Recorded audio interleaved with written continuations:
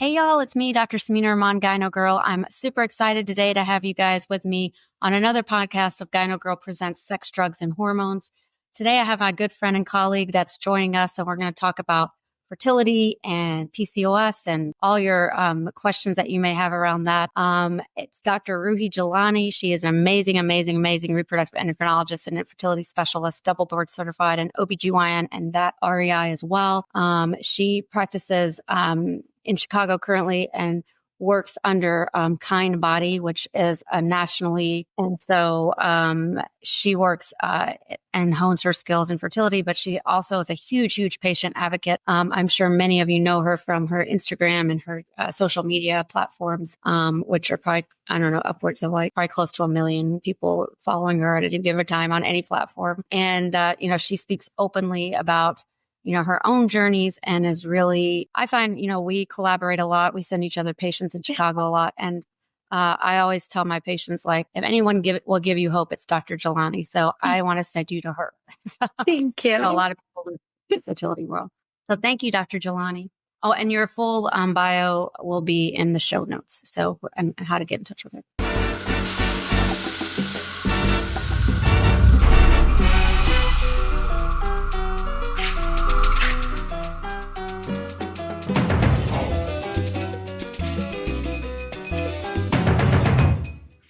Thank you so much. Thank you. Thank you for that very kind introduction. And thank you so much for having me. And I'm honored to be on here. And I think it's so important what you do. I know I personally, just having been impacted by fertility and having gone through all these treatments, and also just culturally not openly talking about sex, intercourse, vaginismus, pelvic pain, anything related to sex and periods. I'm a huge advocate for you. I send you truly all my patients because I think you do such an important job and a service that we're really missing. Oh, thank you so much. I appreciate you as well. Well, let's get into it. Let's talk about, the fertility world and what's happening. First of all, I mean, I want to really get into PCOS a little bit too, but obviously what's pressing most people right now is like all the legislation around, controlling women's bodies, abortion, all of that stuff. And it's actually rolled over into your realm, fertility and what it means and what's going on. Like, how are you guys handling this? I mean, I know we're in Chicago, so we're kind of like in a bubble. Yeah. But there's so many states in this country that have really restricted, healthcare for women. Abortion is healthcare, fertility is healthcare, and what can be done with these embryos that are frozen and all of that. So let's talk about like how you've dealt with it. I know you've been advocating for it a lot. In terms of for sure. I'm a part of Doctors for Fertility, which initially was formed when they reversed Roe v. Wade, and they said reproductive rights can now then be determined by state. And when we first started saying, well, this will impact fertility, no one understood how and why. And to be very candid, I didn't either. I was like, well, I get it, but I don't get it. Like, it's super upsetting that happened. But slowly as you start learning, because they started trying to control, well, when can you get an abortion? What is an abortion? What's termination? And slowly they started saying, well, life begins at fertilization. And fertilization, if you know IVF, happens at the egg retrieval. What you truly don't know is not all eggs that fertilize actually become an embryo. Not all embryos are normal, and not all embryos implant. And not to get too personal, but with me, it was a really good example of how many perfect embryos it took to help me build my family. It's insanity. So when you hear these laws, or when you hear this type of legislation being put into place by people who don't quite understand the science behind it, it's frustrating. But it also then starts to limit what you can do and where you can receive care and what type of care. And there's actually clinics that have shut down because of legislation like this due to fear of not wanting to get prosecuted. Right. And I think that's a big concern for clinicians, not being able to provide the care that we want to, but also being prosecuted for providing the care, like being put into jail for, doing a life-saving, ectopic pregnant surgery, or all the things around IVF that you guys do, which is very frustrating. And other than understanding who we elect and just advocating for yourself, I mean, what other advice would you give the listeners about that, Dr. Slade? Support PACs and support candidates. Your voice matters. Truly, I'm coming from a place of like, I don't mix politics with medicine, with my career, with my this. But now if you don't do it, someone's speaking on your behalf. So this is your chance. Like you said, vote for the right candidate, really understand what they stand for. Like this can make and break the future of reproductive rights and healthcare and other people meddling who don't quite understand what you're going through. Right, exactly. Well, I just wanted to touch base on that because you're my first fertility specialist I've had on. So I wanted to get your opinion. I'm honored. But I really want to do a deeper dive into something that we all know. I mean, I think that you and I treat in our offices a lot, and we both have, you know, a good number of South Asian followers, and we know it impacts South Asians more as well. And so I wanted just to elucidate some issues around fertility and what is, you know, polycystic ovarian syndrome, you know, the treatments around it, and, you know, all the things that you always talk about in terms of like supplements that might help and all of these things. So I guess we should start, like, you can describe how you talk to your patients about PCOS and what is it, and how do you talk to them about it? Yeah. So PCOS is polycystic ovarian syndrome. It's actually a misnomer because every time I say that, the first thing I get is, well, I don't have cysts. So it's actually not cysts, but it's a lot of follicles or eggs on your ultrasound. So it actually comes across as a high ovarian reserve. So when you get scanned or when you do blood work, everything looks perfect and your egg count looks very high. We're going to talk about a little bit of the differential diagnosis, but most people also don't find out they have PCOS until they're actually trying to conceive. So believe it or not, even if you didn't know in the past and you find out when you're actually trying to get pregnant, that is typically when most people find out. In order to be diagnosed with PCOS, you need 2 out of the 3, and they're really vague diagnoses. But you need to have multifollicular ovaries, meaning greater than 12 eggs on one or both ovary. Biochemical or clinical signs of hyperandrogenism, meaning acne, and male pattern hair growth, right? I'm South Asian, so whenever I'd go around and be like, oh, I'm hairy, and they'd be like, of course you're hairy, you're Wow. brown. Yeah. Right. So it's male pattern hairiness. We were 12 or something. Yeah. So you want to make sure you're looking at male pattern hair growth, right? Hair on your knuckles, hair on your toes, hair on your chin. But it's more of a male pattern hair growth. That's important to differentiate. And then the third one is irregular cycles or periods greater than 35 days apart. That's what I learned as a doctor to ask, because I remember I asked, are your periods regular? And they're like, yeah. So I was like, okay, well, have you come in with your next bleed? They're like, well, it's like in 2 months. And I'm like, wait, that's not regular, but that's regular for them. So it's important to ask, like, greater than 35 days apart is another sign. So if you have 2 out of the 3, and you may not, right? There's a PCOS syndrome, that's a whole syndrome. And then there's a PCO phenotype where you have the ovarian appearance of PCOS, but maybe not necessarily the rest of it. And you still, when it comes to fertility, I treat these patients like a PCOS variant. Yeah. And I think it's important to understand, people always ask, oh, can I get rid of it? It is what we consider like a genetic predisposition, right? I think that is something, you know, in a perfect storm of like environmental factors, you might manifest some of those. But, and you're right. That's to your point, that some people don't find out till they have fertility problems because they don't realize that this little, you know, hair here and there that they've developed, or, you know, their cycles have always been 35 to 40 days. So it doesn't seem like a big deal, you know, and they don't find out until they're not able to get pregnant, or having challenges around it.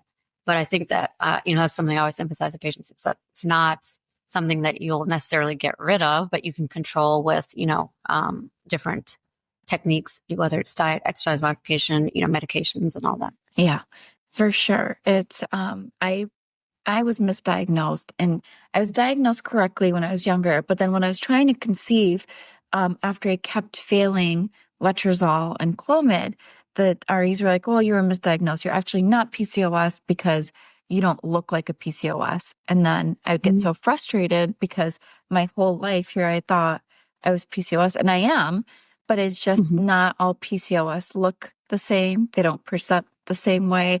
But it's definitely something important to know that, especially South Asian PCOS, I'm very lean. I don't look like a typical PCOS. I don't have that cystic acne. So easy, especially being treated in Detroit, where it's majority African Americans, and their PCOS presents so differently.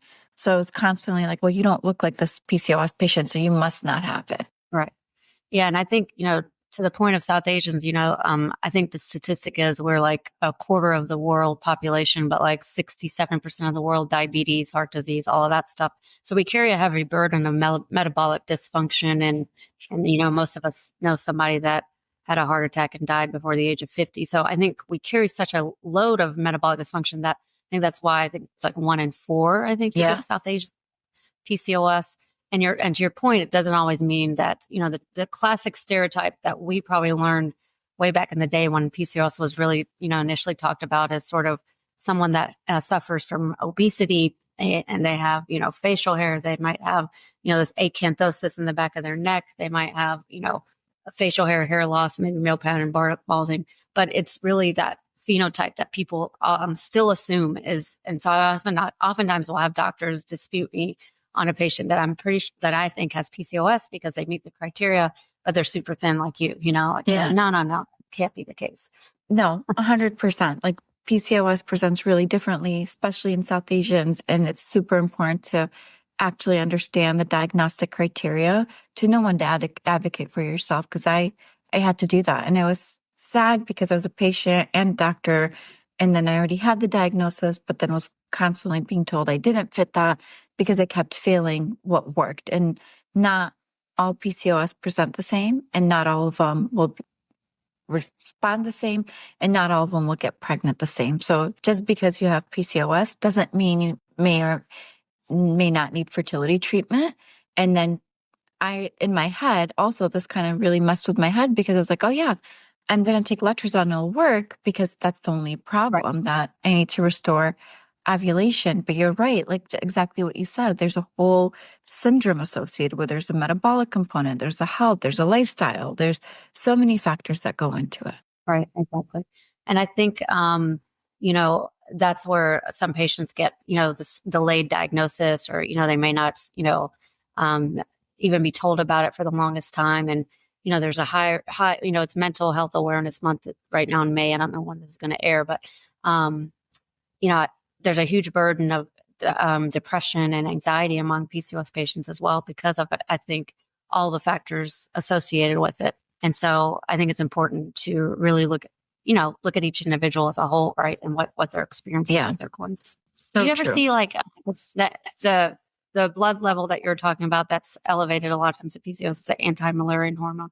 Do you ever see patients have that really low AMH and then they have anything, interestingly, there was a paper that showed accelerated ovarian aging in PCOS patients. PCOS is really hard to diagnose as we get older. Typically, they present with a high AMH because their egg count is so high, and that's one of the diagnostic criteria.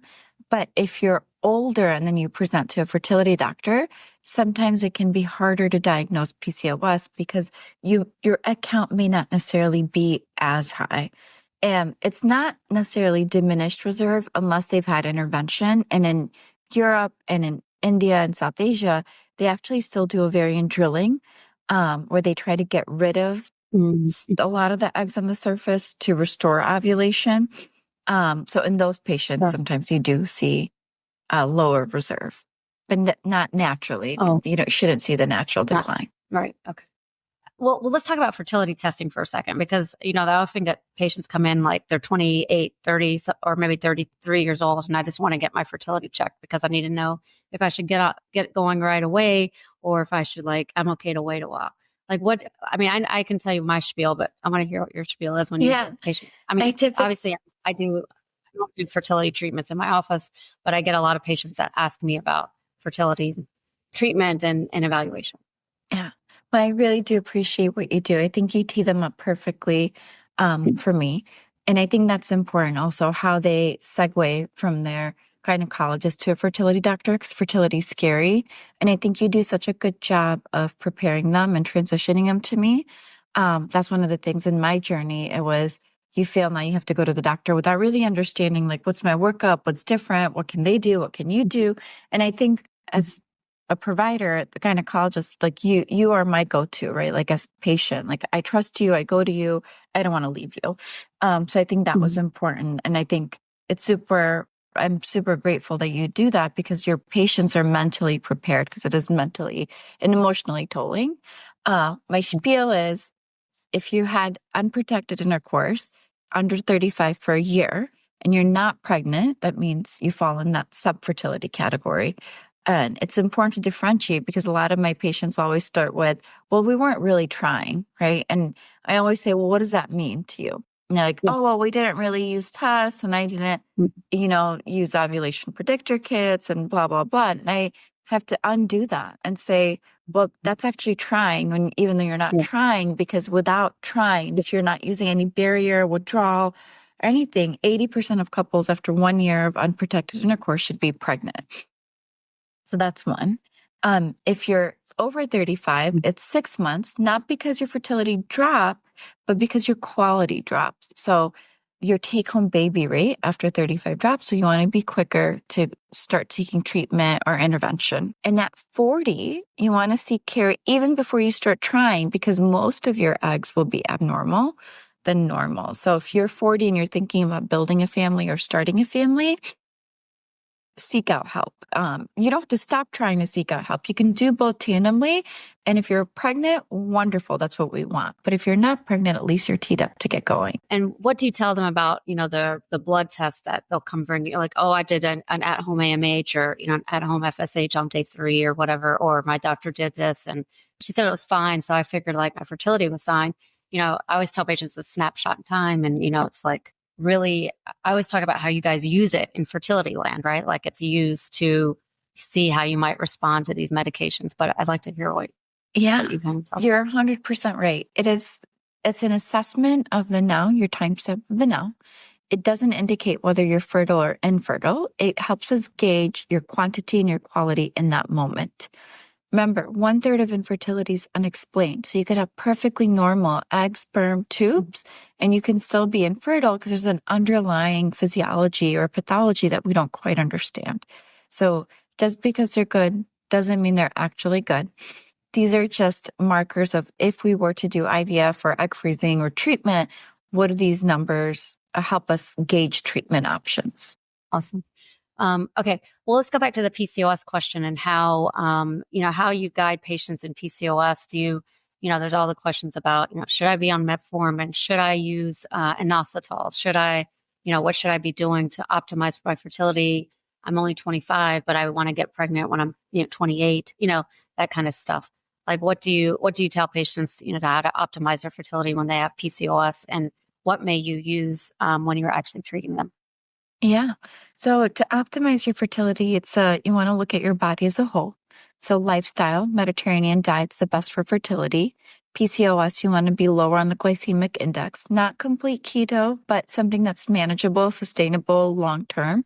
So low processed food, more fruits, more vegetables, more lean meats, adding in omegas. That's the most sustainable, kind of like a well-rounded diet for PCOS.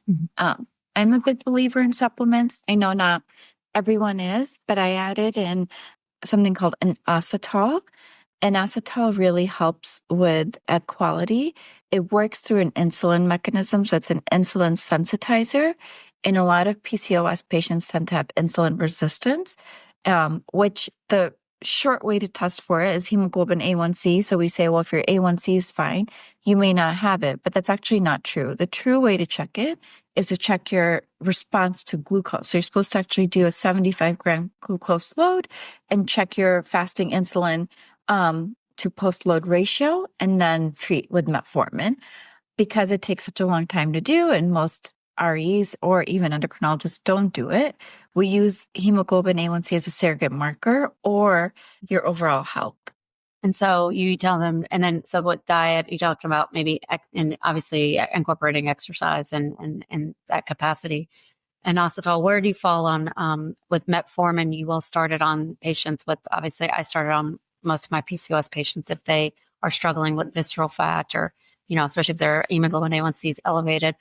And is that kind of your way of treating that stuff? Definitely. I try to do it with PCOS tend to have a central obesity issue. Like, even me, even though I'm really lean, it takes me so much of my diet, like clean eating and working out, to manage my blood sugar levels, to manage my cholesterol levels. So there's this huge metabolic component to it. So I'm a big advocate for metformin. And of course, we have to talk a little bit about the GLP-1 agonist. Yes. A few years ago, actually, I started studying these obesity medications before the craze happened, because I had been reading about them. And so I would have these patients on metformin that were PCOS that would fail. With metformin, they weren't losing weight. And it was interesting because back then they could get on Ozempic. Like the patients' insurance covered their Ozempic because they had failed metformin.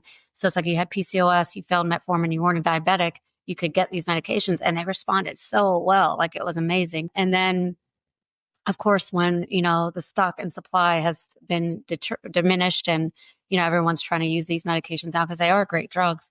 The PCOS patients, if they're not, in the category of obesity, which a lot of my patients weren't anymore, because they had been using the Ozempic, so they weren't obese anymore, and they didn't have, hypocholesterolemia or anything like that, but they still are struggling with this metabolic disorder.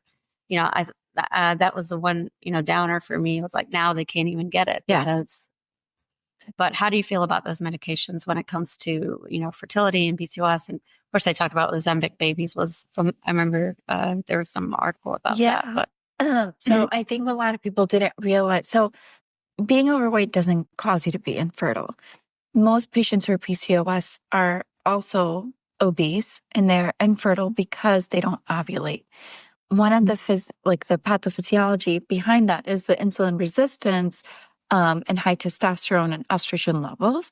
So with Ozempic, when you have that weight loss, your insulin spikes decrease, therefore your testosterone decreases, therefore you start ovulating, and hence the Ozempic babies.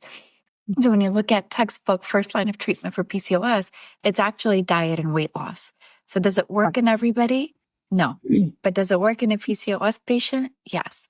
And I'm sure you can tell with your patients too that not all of them who've lost weight have restored ovulation in regular cycles, right? Because PCOS is multifactorial.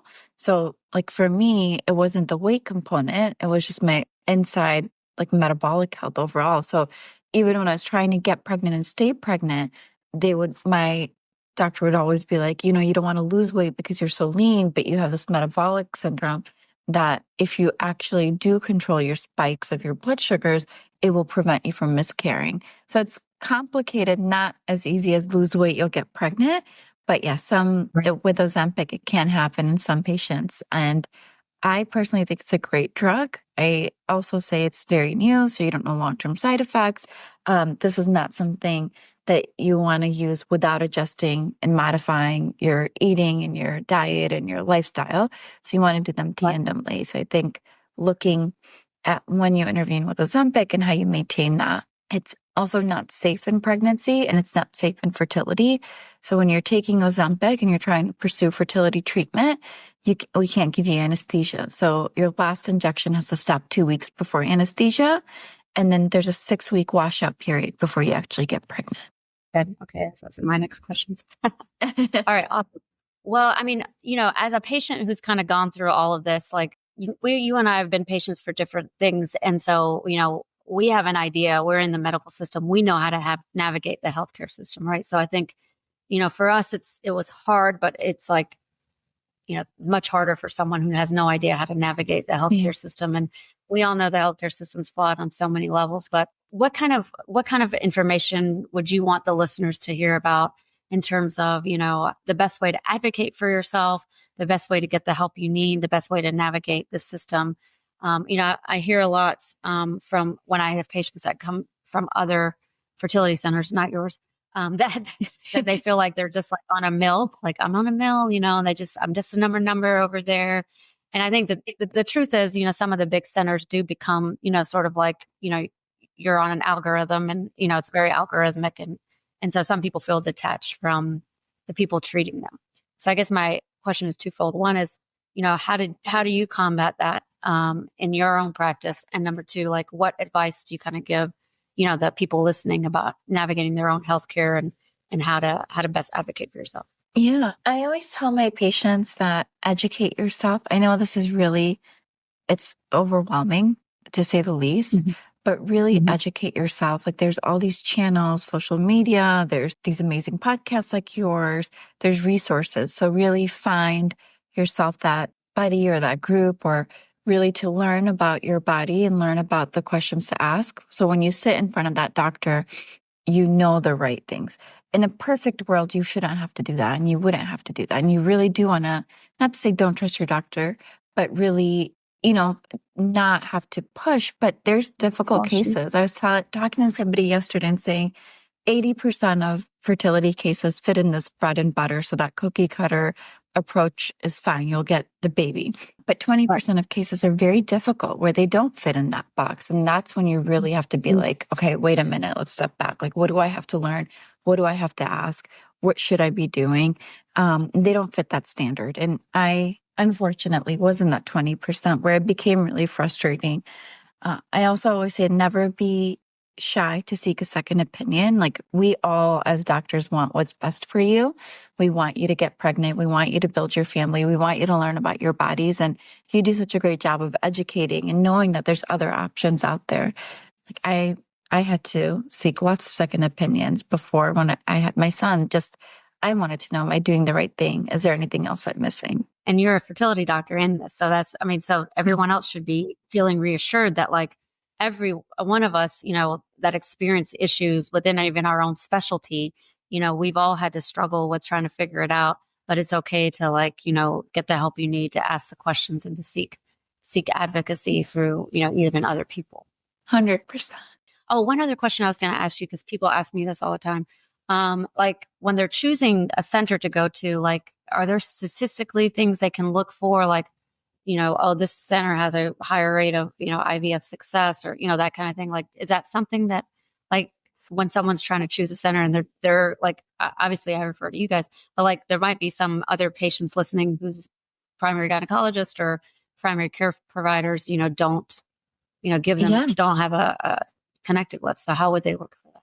Yeah, there's a SART database that's manned by the CDC that reports SART center outcome. Most centers have very comparable outcomes because we have access to the same technology.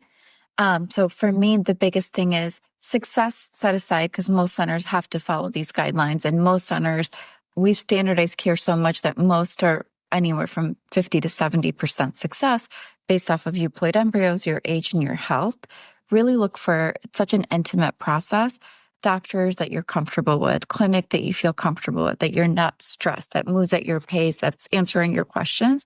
Because I think that's the toughest part, not being able to really understand everything that you're going through and kind of blindly following through. And success, yes, it's important, but know that most centers have very comparable success. And then one last thing is, the other thing I get asked about a lot is around egg freezing and do I recommend it? And I have my spiel where I talk about, like, your 24-year-old eggs are going to be better than your 39-year-old eggs. Yes. So, to have it as an insurance policy is what, you should look at it as. But is that kind of how you view it as well? Or 100%. Yeah. And it's not my pet peeve, but it bothers me when patients are like, oh, I did my at-home testing and everything's fine. So I didn't freeze my eggs. And now I'm here at 40. And they want to say nothing trumps fertility like age. Age dictates fertility, and younger eggs are always better eggs. So if you're even thinking or asking me, should I freeze my eggs? My answer is yes. Right. And there's so many organizations now that actually will cover some of those fertility costs for egg freezing because they don't want their, high functioning women to get pregnant. There's some, So whatever it is, but at least they're offering it, as you're climbing the ladder of success in the corporate world or in the field you're in. But I always advocate for it too. I mean, but I also, you also have to remind people that, egg freezing is an insurance plan. You still want to try it, but live birth weights are variable, right? Yeah. In terms of anything. And if you could freeze an embryo, it's better than freezing. Okay. You should just do this. I just want to make sure I'm telling them the right stuff. Okay, awesome. Okay. Do you actually have rates that you can quote for for egg freezing, or is it so variable? Most of the data for egg freezing is for women in their 30s.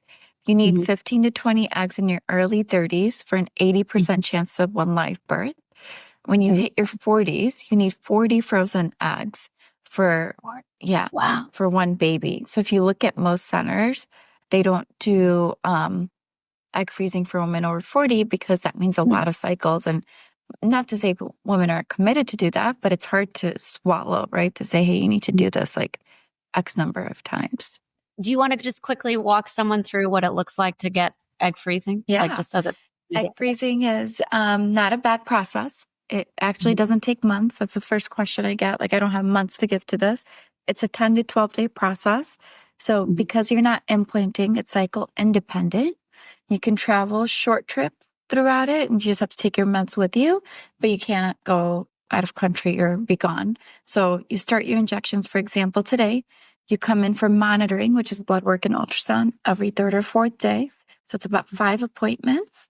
And then after 2 weeks, you're done. Your retrieval happens under IV sedation. So you go to sleep with anesthesia. We do an ultrasound. At the tip of the ultrasound's a needle, and then we suck the eggs out, and then we pass it to the lab. The next day, they'll call you and let you know how many were mature. And we expect about a 70 to 80% maturity. So if we have 10 eggs retrieved, we should expect 8 frozen. Oh, wonderful. Okay, awesome. Well, that's very helpful, actually. I think those are some of the big questions I always get asked. I'm always like, let me just have you see Dr. Jill. Thank you. I really appreciate it. So, yeah, but you do amazing work, and I love all the advocacy and education you do on your forum. Please follow her on with Dr. Roohi Jeelani's. I think that's what your Instagram. Yeah. But she's always talking all over the world and speaking and researching, and she's doing all this stuff because this is a true passion of hers, I could tell. Thank you. Thank you for having me, and I love working with you. So we're here to educate so you could advocate for yourself. So I hope you got some tidbits here. And please join me next time for Gyno Girl Presents Sex, Drugs, and Hormones. If you have a second, please subscribe to this podcast. I'd love for you to be a follower and learn as much as you can about the things that we're going to talk about with all the people on our journey. Please review us on Apple or Spotify or wherever you listen to podcasts. These reviews really help. Review us, comment, tell me what else you want to hear to get more information. My practice website is www.cgcchicago.com. My website for Gyno Girl is www.gynogirltv.com. My Instagram is Gyno Girl, so please follow me for some good content. Additionally, I have a YouTube channel, Gyno Girl TV, where I love to talk about all these things on YouTube. And please subscribe to my newsletter, Gyno Girl News, which will be available on my website. I will see you next time.